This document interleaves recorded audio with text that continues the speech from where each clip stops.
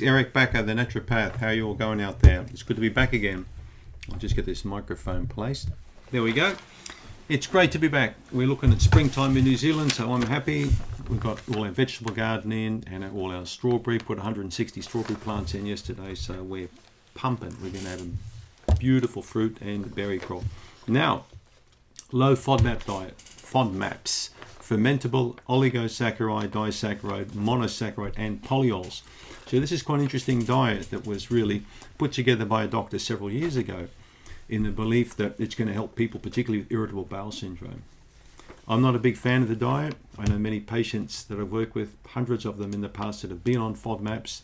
I've seen some successes, but they're very limited. I've seen more failures than anything. I'm going to show you 10 points, 10 things that you need to know about this diet that, in my opinion, are key things to know, okay?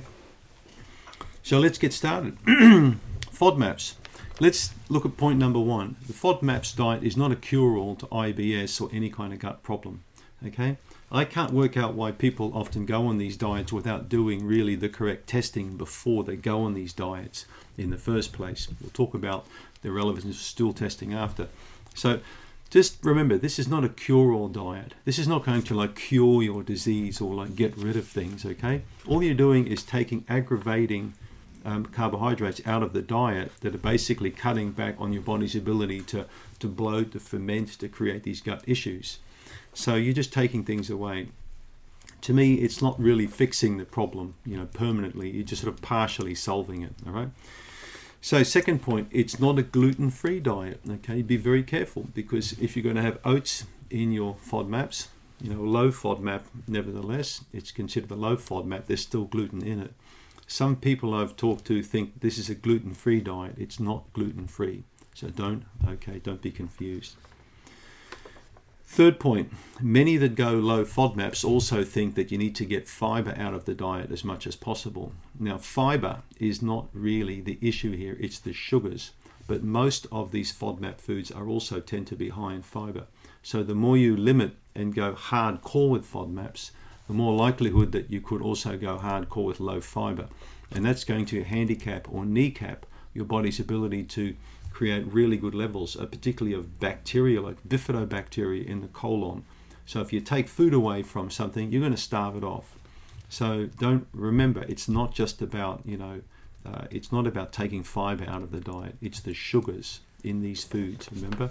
Oligosaccharides, disaccharides, polyols. So these are different sort of chains of carbohydrates found in foods that can cause problems, all right? For example, if you really want to add more fiber into your diet, kiwi fruit, from what I take, is permissible on FODMAPs. So kiwi fruit may well help. Also, small amounts of oat servings are permissible on the FODMAPs as well. And pumpkin seeds and quinoa, and there are different foods you can eat to boost fiber content, because fiber is very, very important for your bowel, okay? Point number 4, this should be a short-term, not long-term approach. I've got some patients who've been on FODMAPs for 12 months or more. That's crazy! You don't go on a FODMAPs diet for that long. When it was first brought out, it was a 2 to 6 week solution, okay, to reduce basically the sugars going into the gut to stop these symptoms from occurring in the gut. It wasn't meant to be a long-term diet, all right? So the reintroduction was supposed to occur after 6 weeks, but I've got a lot of people who actually don't pay any attention to this at all. They just stay on this diet because they find that it helps to reduce symptoms.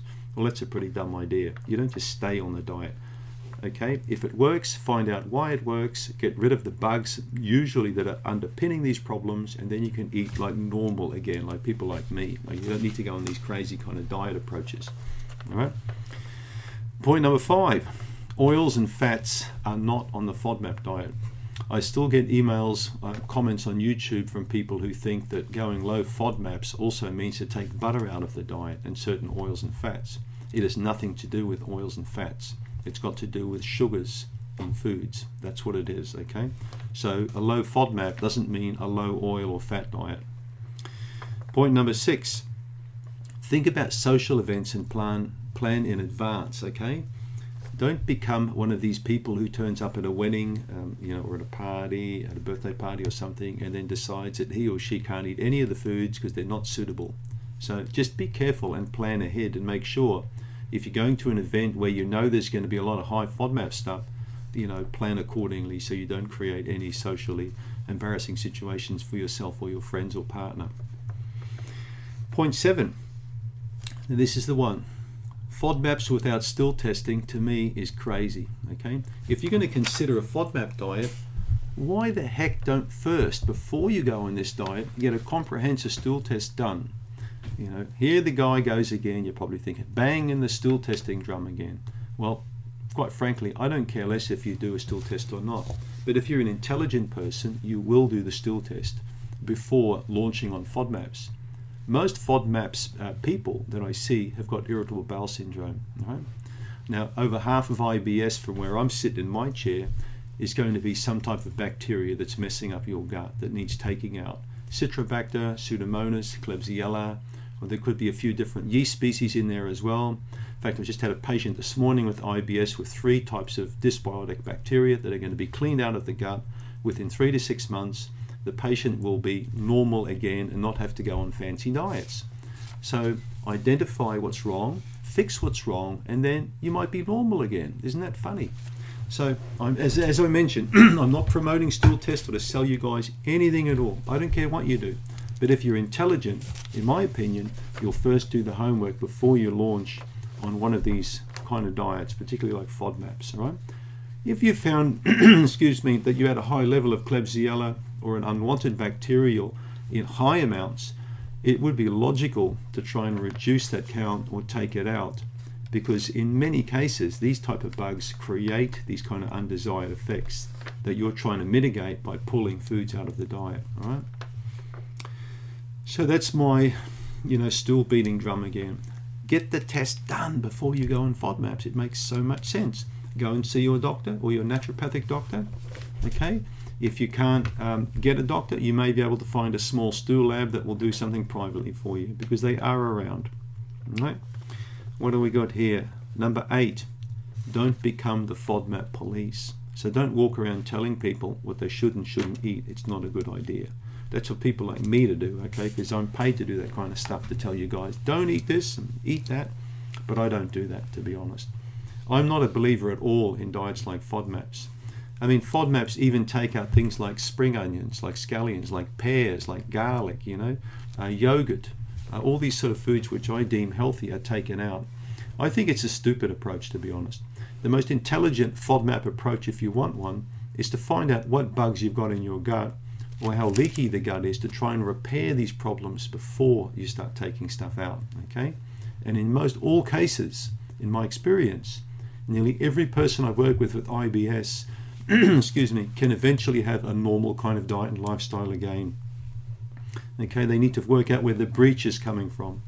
Was it a high alcohol diet? Did they have a lot of stress? Was it antibiotics? Was it a crappy lifestyle? Something caused a problem. And if the problem is reversed and fixed, generally all these foods it's a no-brainer. You don't have to look at this kind of approach anymore. This is a dietitian's approach to eating, the FODMAPs. It's not a naturopathic approach to eating. So, here's 4 points. Test the gut first. Find out what's wrong, okay? Is there inflammation? Is there bacteria? Is there yeast? What the hell's going on? Fix what needs fixing. And if it ain't broke, don't fix it. Leave it alone, all right? Point number 2. If you do need to get relief after you've done the test, then get relief with the low FODMAPs diet. Work out the foods that really grind your gears. Isn't that a cool word? I saw that on, I think, Family Guy or something. Grind your gears. It must mean really annoy the hell out of you. So find out what foods, what FODMAP foods affect you, okay? Not what a book tells you to. Just because a book tells you not to eat yogurt, not to eat pears, not to eat spring onions, not to eat cauliflower, but hello, that book's not talking about you, it's talking about a wide range of people. So you have to specify really in terms of what suits you, okay, may not suit somebody else. So don't fall into that trap.